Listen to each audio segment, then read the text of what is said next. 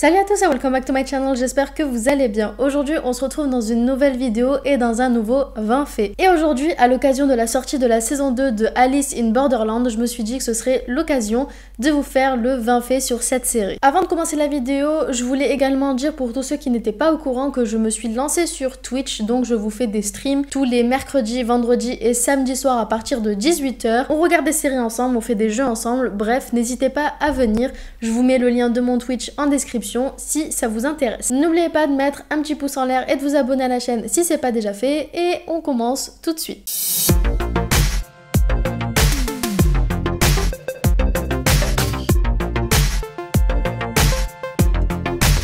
La série Alice in Borderland est tirée d'un manga japonais du même nom sorti en 2010 au Japon et en 2013 en France. Et il compte environ 18 tomes. Then you're dead.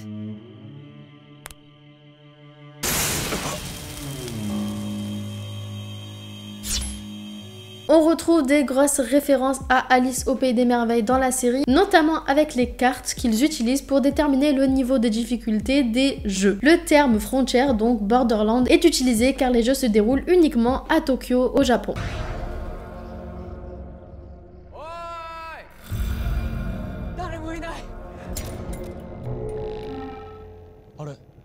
L'un des protagonistes principaux s'appelle Ryuhei Arisu et son nom de famille, donc Arisu, fait tout simplement référence au prénom Alice.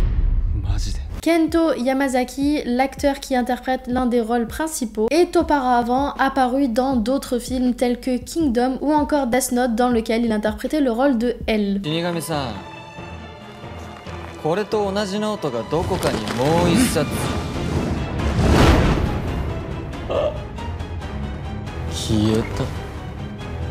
On peut dire donc que l'acteur est assez connu quand même au Japon. Tao Tsuchiya, celle qui interprète le rôle de Yuzua, est apparue dans le clip Alive de Sia, mais elle est également apparue dans une trentaine de films et de séries japonais. La série se déroule dans un Shibuya complètement vide, et plus précisément à Scramble Crossing. Et pour ceux qui connaissent un petit peu le Japon, vous êtes censés savoir que c'est l'un des lieux les plus fréquentés par les Japonais. Du coup, clairement, c'était impossible de faire le tournage là-bas. Le tournage a donc dû être filmé en studio ouvert dans la ville d'Ashikaga, dans la préfecture de Tochigi. C'est compliqué là, tous les noms japonais, hein, je vais pas y arriver. Mais en plus de ça, il faut savoir que le plateau a été construit également pour le film Detective Chinatown 3 qui a été filmé pendant la même période.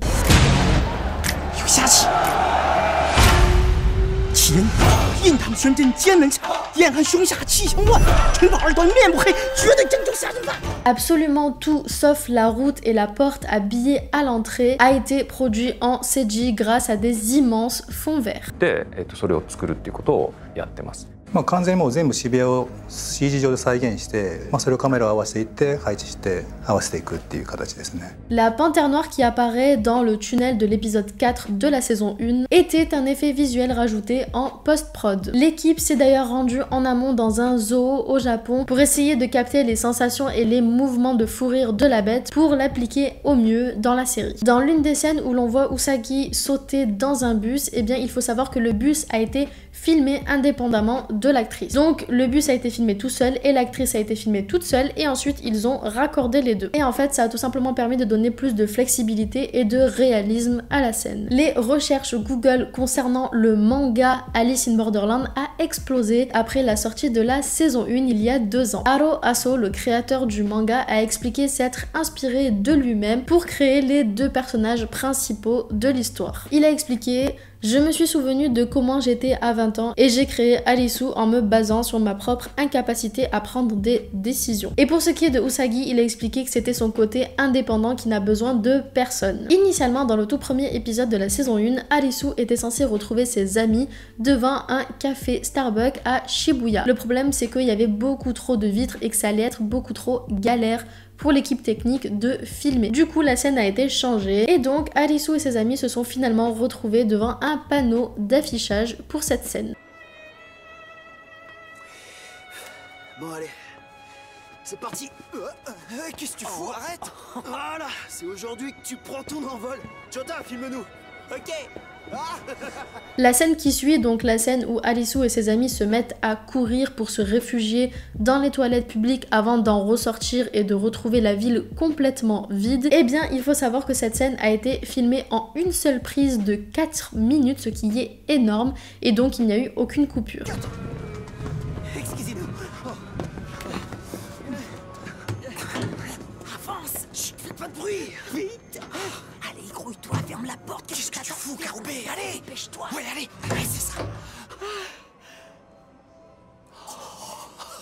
Un peu comme pour la panthère noire dans l'épisode 4, la scène avec le tigre dans l'épisode 5 a également été réalisée en VFX et elle est due à une collaboration de plusieurs personnes. En effet, Eric J. Bauer, celui qui a travaillé sur le fameux tigre de l'Odyssée de Pi, a eu un rôle important dans la création de ce tigre. Mais également le studio d'animation VFX Engine Anibrain, ainsi que des équipes situées au Japon, aux États-Unis, à Singapour et en Inde. Tout ça pour un tigre. Lors de la saison 2, saison qui est sortie il y a à peine quelques jours, on retrouve un nouveau personnage. Et il s'agit de Kiyuma, personnage qui se retrouve d'ailleurs à chaque fois à poil dans les épisodes. Mais il faut savoir que l'acteur n'est pas totalement à poil lorsqu'il joue ses scènes. En effet, il porte une chaussette noire pour cacher ses parties intimes. Contrairement à beaucoup de séries, il faut savoir que Alice in Borderland a été réalisée par un seul réalisateur. Et il s'agit de Shinsuke Sato. Il a expliqué d'ailleurs dans une interview: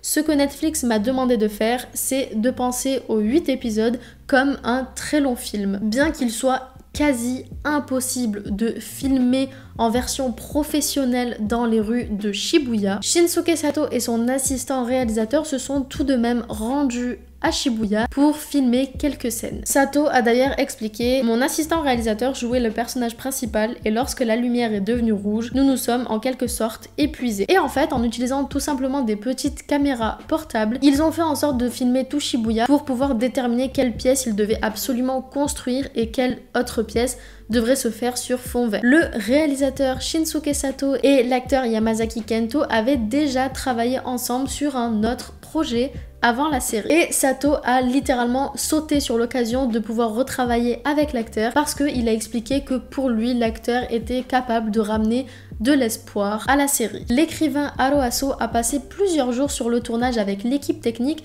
pour superviser le travail des réalisateurs et donner son avis sur son œuvre. Et bien voilà, c'est déjà terminé, c'était ultra court. En même temps, les anecdotes que j'ai données sont plutôt courtes et en plus de ça, il n'y en a pas énormément sur cette série. J'espère tout de même que la vidéo vous a plu. Si c'est le cas, n'hésitez pas à mettre un petit pouce en l'air et à vous abonner à la chaîne si c'est pas déjà fait. N'hésitez pas également à venir me suivre sur Instagram mais également sur Twitch à partir de mercredi. D'ailleurs, ce mercredi, on va faire une soirée spéciale Charmed sur la chaîne. Donc, si ça vous intéresse, n'hésitez pas à être là à partir de 18h. Pour ma part, je vous fais plein de bisous et je vous dis à dimanche prochain. Ooh,